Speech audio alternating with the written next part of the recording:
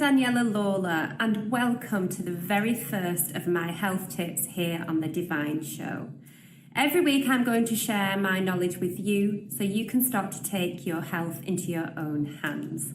This week I'm going to talk about how to make a disease-resistant body. Now, a disease-resistant body is a well-nourished body, but with so much misinformation out there, how do you know you're doing the right thing? Well, I'm going to give you my top 10 tips on how to do that. My first tip is eat real food. If you don't know what real food is, here are some really useful tips for you to take away. Number one, if you can't say it, spell it, then it's not food. When you look at it, if it's in a packet or in a cardboard box, in a tin, then it's been processed. Whole food is what you need to be looking for. So you can look at it and you can say, I know what that is straight away. So that's a broccoli, that's an apple. Or you get a piece of muscle meat, so you know that's a piece of steak, or that's a whole chicken. So this is what I mean by whole food. If anything is less than that in any way, then it's been processed. So we need to start stepping away from processed food and just start eating real food as number one. Tip number two, reduce your sugar. Now, sugar just isn't bad from a weight perspective. Yes, that's not good. It can make you overweight. It can cause obesity. But another end of the spectrum that you might not have thought about is the inflammatory oxidative effect that it has on the body. So when sugar combines with fat and protein in the bloodstream, it makes something called advanced glycated end products, which causes a cascade of oxidative damage. And this is where the chronic disease pattern starts to come from. Tip number three, make detoxification part of your daily regime. Detoxing is really important because of this toxic world. Your body has to filter it all out, all the nasties that it doesn't want. So we need to make sure that it's doing it properly. Tip number four, get outside. Sunlight is your friend, fresh air, grounding, getting outside in nature. Tip number five, move, exercise. And that doesn't just mean go to the gym for half an hour a day, and then sit on your bum for the rest of the day, because being sedentary for 8 hours a day is a risk factor for death in itself. So if you have a desk job, then just make sure you have time in the day where you're getting up and you're going for a walk. Tip number six, sleep well. Now, this sounds pretty simple, doesn't it? But lots of people struggle with their sleep. So tips for a good night's sleep: no caffeine after 3 p.m. Caffeine has a half-life of 6 hours. So if you have a cup of coffee at 4 p.m, it'll still be in your bloodstream by bedtime. Lay off alcohol and sugar in the evening, because that will give you a blood sugar crash in the night, and then it will cause you to wake up. And get outside every day, because this helps to regulate your circadian rhythm, your wake-sleep cycle. Tip number seven, give the body some stress. Too much stress, or chronic stress, or stress over a long period of time, is very aging and it's bad for the body. But some stressors are beneficial because they help the body adapt and they give the body challenges. Anybody who does the same thing day in, day out, lives in the same temperature, controlled environment, doesn't put the body under stress, that body is going to be a weaker body. So the types of stresses I'm talking about are having things like cold showers, intense exercise regimes, not every single day obviously, but intermittently. Tip number 8, keep your weight in check. Obesity and being overweight is a risk factor for a chronic disease. So cancers, diabetes, cardiovascular disease, weight always comes into the mix in a lot of those conditions. Tip number 9, take protective supplements. Now, you can't supplement a bad diet. So diet for me is number 1, and then I supplement alongside that to support that. I will do another segment later in the months about the type of supplements I take. Number 10, Have fun and be positive, and bring calmness and mindfulness into your daily practice.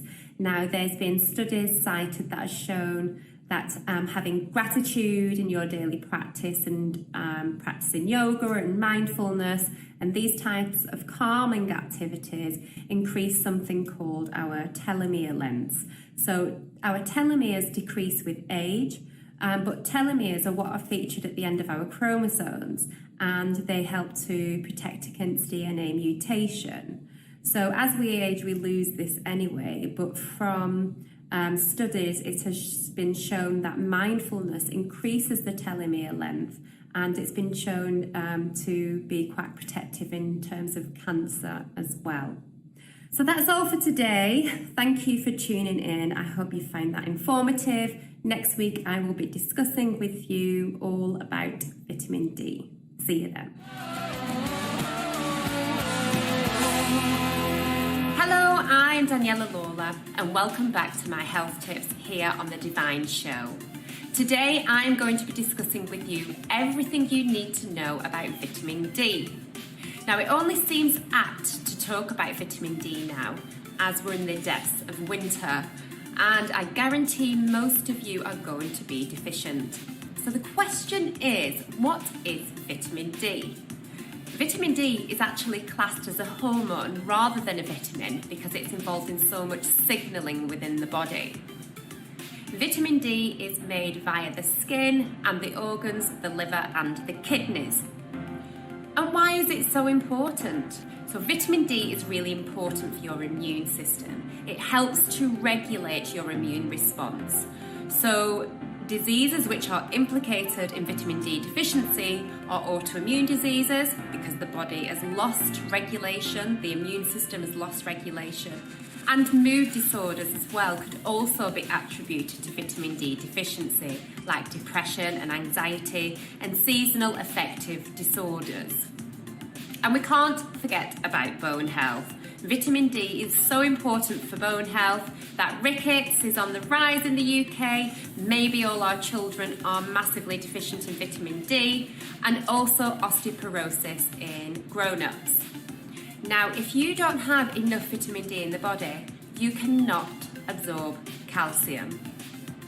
Now, just think about that again. If you don't have enough vitamin D in your body, you could be having all the calcium in the world, you could be feeding your kids lots of the white stuff to increase their calcium in their body and give them strong bones and teeth, but if they do not have enough vitamin D, then they can't even absorb it. So how do we get vitamin D? The main source is from the sun. About 82 or even 100% comes from the sun. So if you're wearing sunscreen, you're going to be preventing the production of vitamin D by 97%. So I'm not asking you to all go outside and start not wearing sunscreen and potentially getting burnt, but start finding your tolerance in the sun. How long can you spend in the sun before you do burn? If you're fair-skinned, it might only be 15 minutes, but if you're darker-skinned, then you could maybe spend an hour, 2 hours, 3 hours. So just find your tolerance in the sun and give your body the ability and the chance to make vitamin D. Now, you've got to also remember, if you've got fair skin, you make vitamin D more easily, but if you've got darker skin, it's much harder because genetically you would have been closer to the equator and the body wouldn't have needed to be so efficient at doing so. So take that into account as well. So can you get vitamin D in food? Now the answer is yes. But if you've been a fat phobic and you've been avoiding fat because you're on a calorie restricted diet, then you will not be getting vitamin D in your food. Because vitamin D is a fat soluble vitamin, it's actually found in the fat of animals and in oily fish. But this is where food quality comes into the picture. So if you buy cheap quality meat, it's not going to have a high profile of vitamin D. Now, grass-fed meat is much more superior and much more higher in vitamin D because the animal has had a life outdoors, it's eaten the grass outside, that's been touched by the sun, and the opposite of that, an indoor-bred animal would have been grain-fed, so it's not high in vitamin D at all. So this is when food quality comes into the picture. If you want to get vitamin D from fish, think about this acronym I'm going to tell you about, SMASH. SMASH stands for sardines, mackerel, anchovies, salmon and herring. These are the smaller, less toxic fish that are high in vitamin D. And if you want to supplement with something that's a natural source of vitamin D, cod liver oil. If you want to get your vitamin D from a vegetarian source, it's a little bit more difficult because you can't get it already activated. So there's two types of vitamin D. There's D3, the activated version, and there's D2, which you get from plant sources, and then the body's got to do the work to activate it. And the highest source of a vegetarian vitamin D is mushrooms. So signs and symptoms of deficiency of vitamin D. Anything immune related, so autoimmune diseases, cancers, if you seem to catch anything that's going around, any bone disorders like rickets and osteoporosis, and mood disorders as well, so any depression, anxiety, schizophrenia can all be attributed to vitamin D deficiency. Age also comes into the picture when we talk about vitamin D. If you're 70 and over, you actually only have 25% of the capacity of the ability to make vitamin D that a 20-year-old would have. Now finally, can you supplement with vitamin D? And the answer is yes. But opt for an activated formula, so D3 is the activated form of vitamin D, and make sure it's combined with vitamin K2. So vitamin D with vitamin K2, and that helps facilitate the vitamin D getting to your cells. Now, because vitamin D is a fat-soluble nutrient, you can build up toxicity to vitamin D if you take it for a long time. So only ever supplement for 3 months max at a time. Now, thank you for tuning in today. That's all I've got to tell you on vitamin D. Now, don't forget to tune in next week where I'll be talking about blood sugar. And is your blood sugar stopping you from losing weight? Thank you. See you then. Hello, I'm Daniela Lawler, and welcome to my health tips here on The Divine Show. Today I'm going to be discussing with you blood sugar and how this could be hindering your weight loss. So firstly, before we dive into weight loss, I want you to understand how sugar is stored in the body. So when I talk about sugar, I'm not just talking about straight up sugar, the white stuff, or simple ways you might understand where you see sugar in food like sweets, chocolates, cakes, etc. But I'm also talking about carbohydrate foods. So rice, whether it's brown or white, both does the same thing. Oats, potatoes, bread. All these forms of carbohydrate actually break down to sugar in the form of glucose in the body, and it's stored in the form of glycogen. Now, the way glycogen is stored is firstly in the liver, and then when the liver is full, we store the glycogen in our muscles, and then lastly, we store the glycogen as body fat once all those areas of storage are full up. So there's a little clue there. The more muscle you have, the more storage you have for this glycogen before you start storing it around the body as fat. So when it comes to burning fat from the body, you have to go through these stages again. So firstly, you would burn the energy that you're eating first. So if you're eating carbohydrates, you would use that first for energy, and then your body would go for the glycogen storage in the liver for energy. And then it would go for the glycogen storage in the muscles. And then lastly, you would go for the body fat. So firstly, if you're constantly eating carbohydrates every day, you're never going to get to that last stage, are you? So you're never going to get to that fat burning stage. But also, if you're constantly having carbohydrates every day, you're teaching the body that it needs this constant source of carbohydrate for energy. And you're never going to switch into a different type of energy called beta-oxidation, which is where you burn fat for energy rather than glucose. So number one, my advice would be to start to reduce the amount of carbohydrates in the diet. And then you would not necessarily need the carbohydrates that you're eating for energy, and then you start to burn these other stages first. But if you just reduce the amount of carbohydrates and you don't balance your blood sugar out correctly with other forms of energy and food, then you might start to ride something that I like to call the blood sugar roller coaster.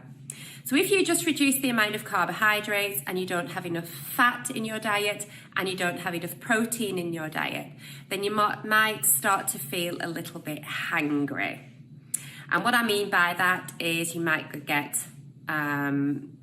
your temperament might change when you start to feel hungry. You might start to get a bit agitated. You start to feel shaky in between meals.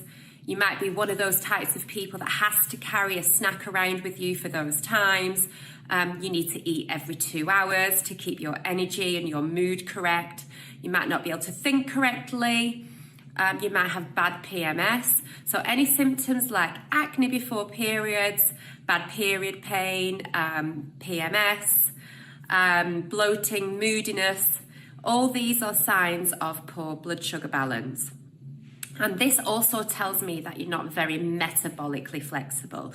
And what I mean by that is you can't switch from burning glucose for fuel, which is the sugar for fuel, to burning fat for fuel. So you'll be constantly on the back foot.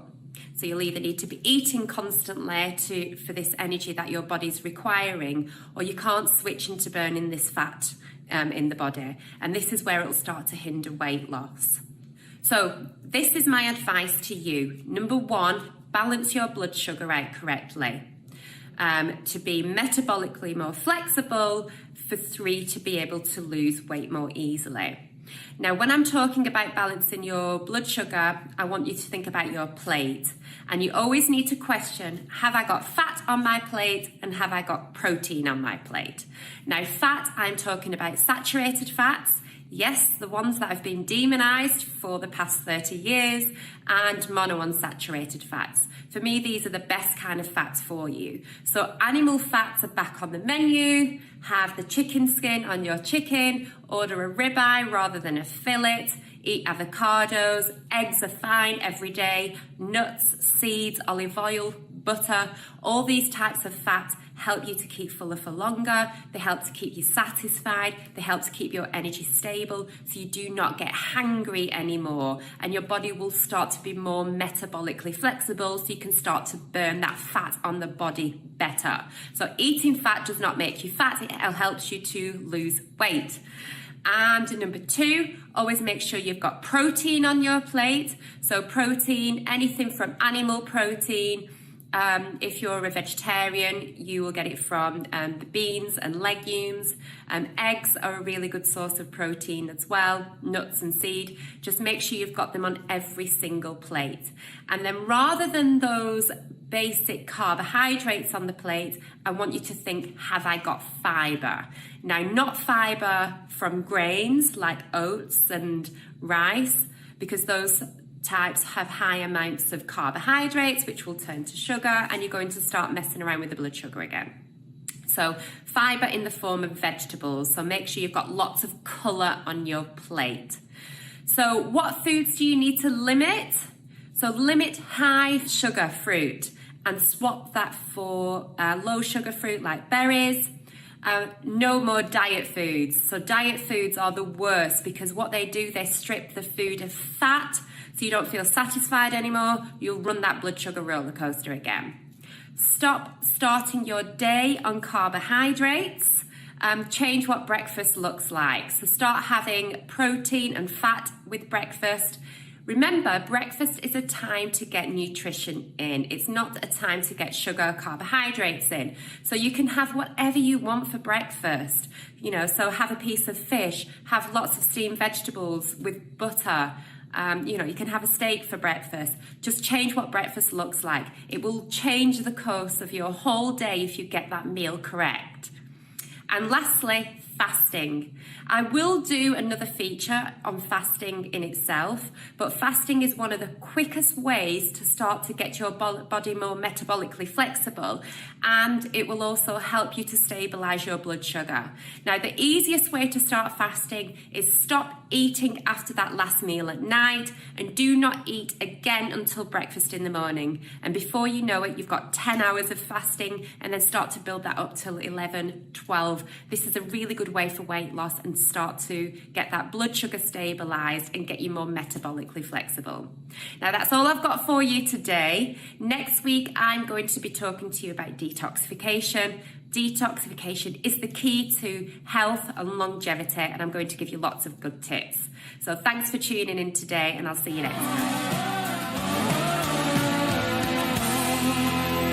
Hello, I'm Daniela Lawler, and welcome back to my health tips here on The Divine Show. Today I'm going to be discussing with you HRT, which is hormonal replacement therapy, which is used in times of menopause.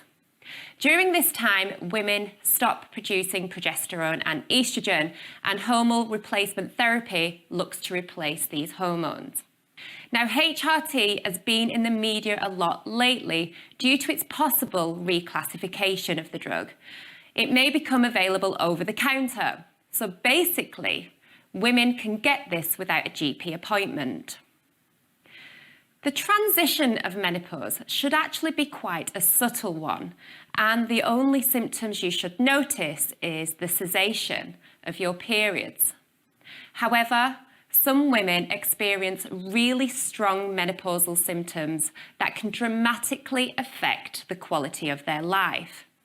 So this is when you might make that decision and that leap for HRT. Unfortunately, like any drug, this can have really significant side effects.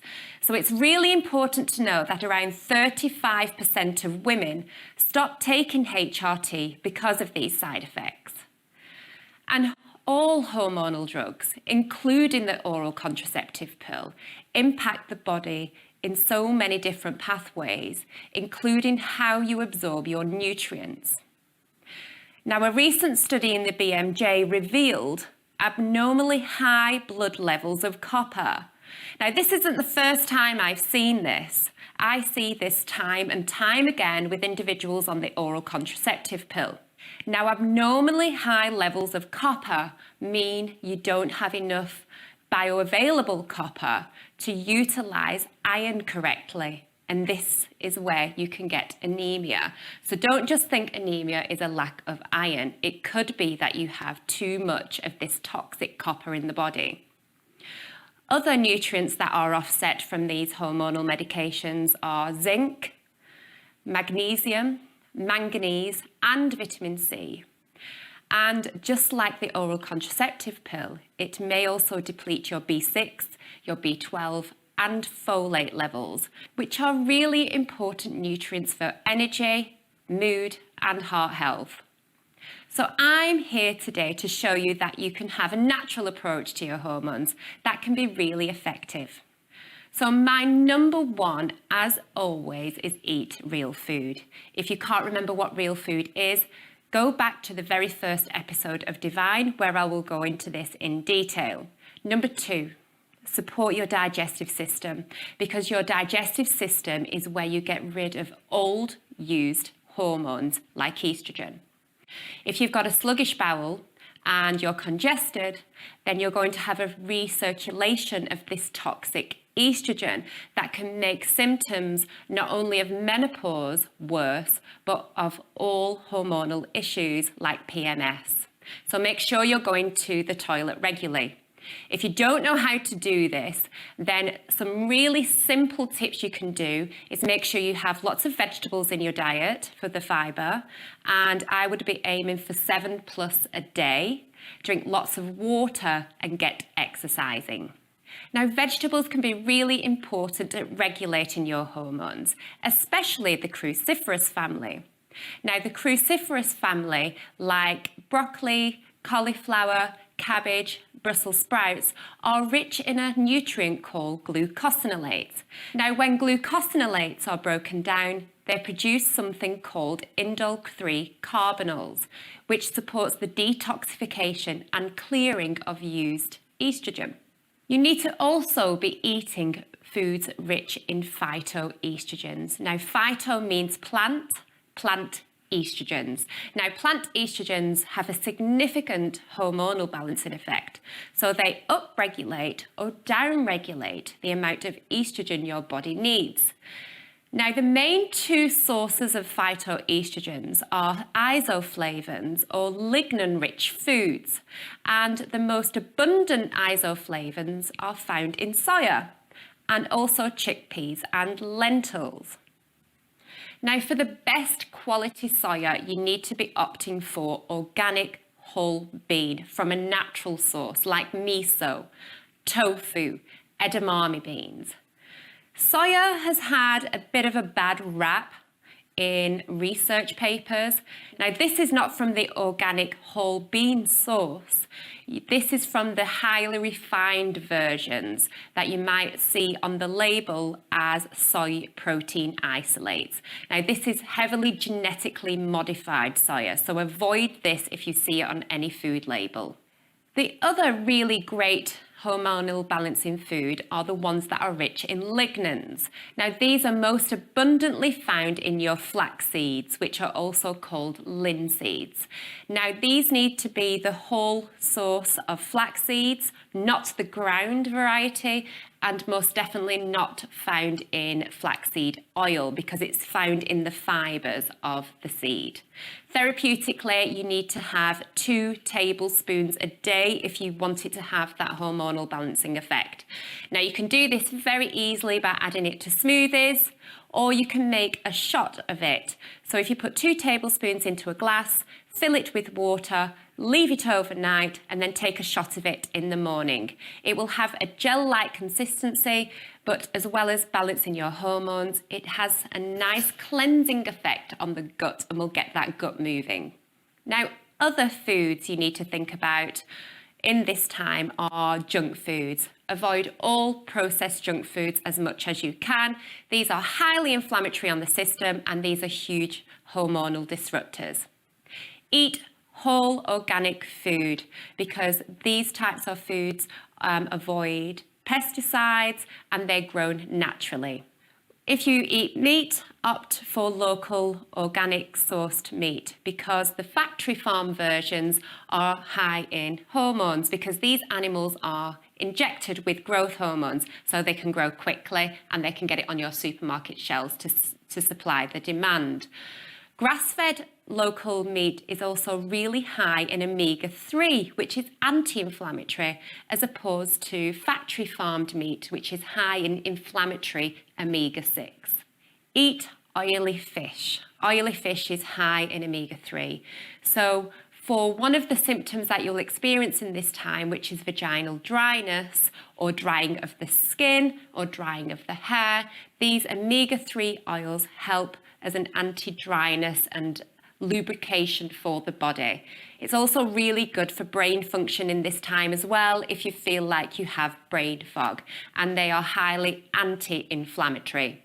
And don't forget your fats. If you've been a fat phobic, then you're not giving yourself the baseline of what you need to produce hormones. The baseline of all your hormones is cholesterol. Cholesterol makes your progesterone, your estrogen, your testosterone. So if you have actively avoided fat, then you're not going to be able to produce the hormones you need. So look for things like avocados, nuts, seeds, real butter, the kind you can't spread from the fridge. I go through a whole block of butter every single week in my house.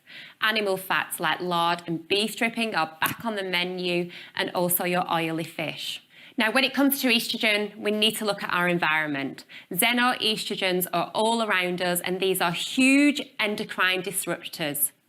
Now, xenoestrogens are chemically similar in structure to estrogen. So they mimic estrogen, and they increase the amount of concentration of estrogen in the body. Now, these are found in your deodorant, your body products, your home cleaning products as well. Watch your weight. Xenoestrogens store in body fat, so overweight people tend to have a higher concentration of these.